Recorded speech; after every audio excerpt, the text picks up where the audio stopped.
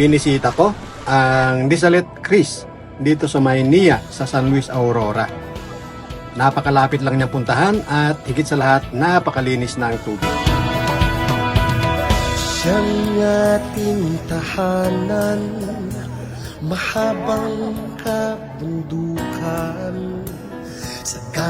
Dahil walang pasok nung time na yan ay maraming nagpipiknik, magbabarkada, magpapamilya at iba pa. Ito ang ating tahanan, hindi ang kagubatan. Dito ang ating tahanan. Mistulas siyang malawak na swimming pool. Yun nga lang, umaagos yung tubig kaya paboritong puntahan ng mga tiga rito at ng mga malapit sa San Luis Aurora. Saan pupunta sa lugar na nakakamangha sa ganda? Sumama na sa San Luis Aurora, ready na, tara na. Excuse me, adventure and exciting discoveries. Welcome to San Luis.